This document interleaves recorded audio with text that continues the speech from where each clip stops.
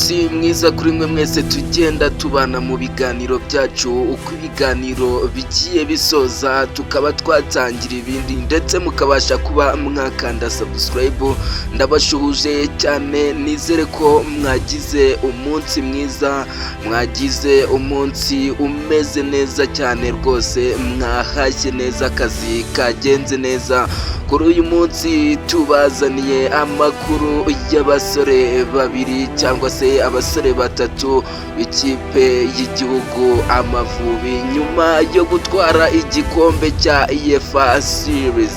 Basubiye mu makipe yabo agiye atandukanye hariya ku mugabane w'Uburayi, ariko icyo ngiye mbazanira muri aka kanya ni amakuru meza cyane kuri aba basore ndetse n'ababyeyi bababyara, ndetse n'amakuru adasanzwe ko hari abandi bakinnyi ikipe y'igihugu Amavubi igiye kuba yazana muri uyu mwaka, ikazabakinisha uno mwaka bakazabasha kuba bakitabira igikombe cy'Afurika kizabera mu gihugu cya Kenya.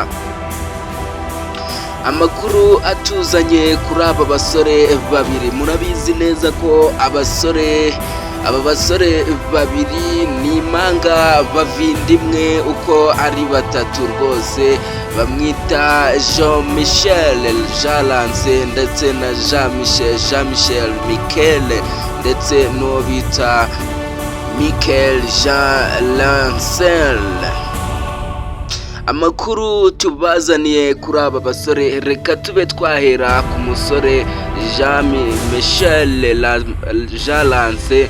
Uyu musore murabizi ko yatsinze ibitego byose bibiri mu mikino ibiri no mu ikipe ya Sporting de Club de Villa, niko yari afite ibitego byose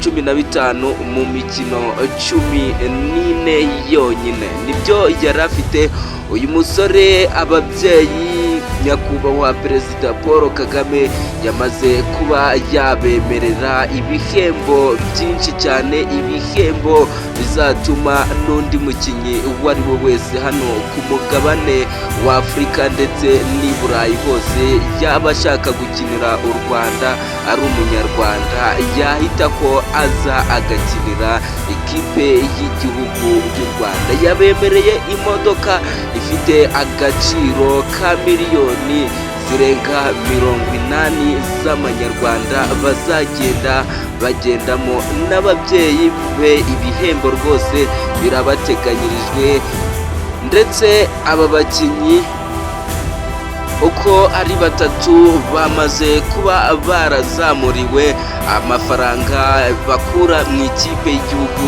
ibyo bita nka prime.